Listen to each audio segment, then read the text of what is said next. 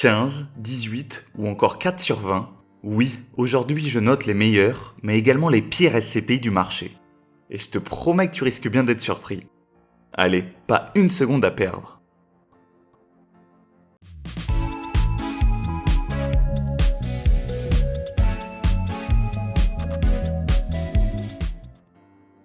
Bien entendu, je le précise avant que l'on me tombe dessus, mais il s'agit là comme toujours de mon avis. Ce dernier reste subjectif et dépend de l'importance accordée par chacun à différents critères. Même s'il y a à mon sens des incontournables, comme le rendement, l'historique de performance, la capitalisation ou encore le TOF. Pour rappel, le TOF, ou taux d'occupation financier, représente le pourcentage de revenus locatifs perçus par rapport au potentiel de revenus si tous les biens immobiliers étaient entièrement loués. Et c'est principalement la raison pourquoi j'ai accordé la note de 4 sur 20 à la SCPI Patrimo Commerce. Effectivement, son TOF est inférieur à 90%, ce qui signifie que plus de 10% des locaux sont actuellement vacants. Oui, c'est énorme et ça ne présage rien de bon pour le rendement futur. En témoigne un taux de distribution qui s'effrite déjà depuis de nombreuses années. Spécialisé uniquement dans les locaux commerciaux, je privilégie personnellement les SCPI diversifiés et opportunistes pour ne pas subir les effets de mode d'un secteur d'activité. Cerise sur le gâteau, puisque le prix de part a baissé de plus de 10% en 2023. Et Patrimo Commerce connaît actuellement des problèmes de liquidité, avec un très grand nombre de parts en attente de retrait. Et même le bulletin trimestriel est bâclé, avec un très bref message de la directrice générale. Pourtant, j'imagine que les investisseurs doivent avoir envie d'être rassurés, même si c'est à mon sens déjà beaucoup trop tard. Alors pourquoi 4 sur 20 ? Le rendement est pour le moment encore supérieur à 3%, et la SCPI est européenne. Bon, c'est déjà ça.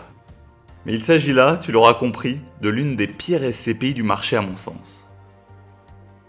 Effectivement, je fais également attention à d'autres facteurs, comme la part du parc immobilier investi en Europe. Puisque comme tu le sais, la France est l'un des vilains petits canards de l'Europe en termes de fiscalité. C'est pour cela que la quasi-totalité des SCPI récentes se tourne au maximum vers l'Europe. Et qui de mieux que Quorum Origin pour illustrer cette stratégie européenne ? Précurseur dans le domaine, la SCPI truste les premières places du classement des meilleurs rendements depuis plus de 10 ans maintenant, avec un objectif de rendement de 6%, systématiquement battu depuis sa création. Le TOF de 97% est lui très bon pour une SCPI avec cet historique. Facteur témoignant du bon travail de la société de gestion pour supporter les conjonctures économiques défavorables, pour gérer un nombre de plus en plus conséquent de lots et pour réussir à relouer les biens vacants, ou même les vendre pour en tirer d'éventuelles plus-values.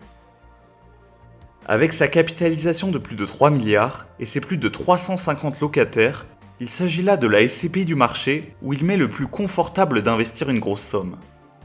Cette capitalisation conséquente permet de diluer le risque en cas de vacances locatives, d'impayés ou d'imprévus quelconques. C'est pour l'ensemble de ces raisons que je lui attribue la note de 18 sur 20. C'est pour moi la meilleure SCPI du marché.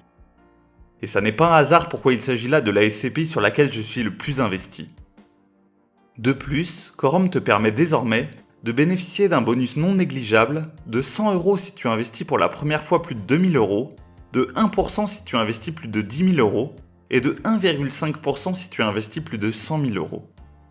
Pour cela, il te suffit de renseigner le code 50IQTL lorsque l'on te demandera via un menu déroulant comment tu as connu Quorum l'épargne. Une communication moderne et régulière est également un gros plus pour moi. Même si je te l'accorde, elles ont toute l'obligation de publier un bulletin trimestriel. Concernant mon expérience, la communication des SCPI Quorum est un réel plus en comparaison aux SCPI plus anciennes sur lesquelles j'ai pu investir. Le rendement est lui primordial, pas besoin de le légitimer je pense. Car oui, je sais que c'est la première chose que tu regardes. Le rendement est effectivement l'aboutissement d'une bonne stratégie et d'une bonne gestion du parc locatif. Et justement, en termes de rendement parmi les plus bas du marché, nous retrouvons Rivoli Avenir Patrimoine. Et avec en prime, des milliers de parts en attente de retrait, provoquées par une baisse des parts de plus de 12,4% en 2023. Créée en 2002, la SCPI Rivoli Avenir Patrimoine est une SCPI de rendement spécialisée dans l'immobilier de bureau et commercial, en France et en Europe. Son TOF est très médiocre et sa diversité sectorielle limitée. Néanmoins, sa part européenne, sa capitalisation, son rendement et son TOF sont supérieurs à Patrimo Commerce. C'est pour cela que je lui accorde un généreux 5 sur 20. Ses frais d'entrée sont eux de près de 8%. D'ailleurs, j'en profite pour te dire que si tu apprécies cette nouvelle série, n'hésite pas à mettre un like sur la vidéo. Si nous atteignons les 200 likes, je m'engage à publier un nouvel épisode très prochainement. Et en parlant de frais d'entrée, c'est également un facteur qui a son importance.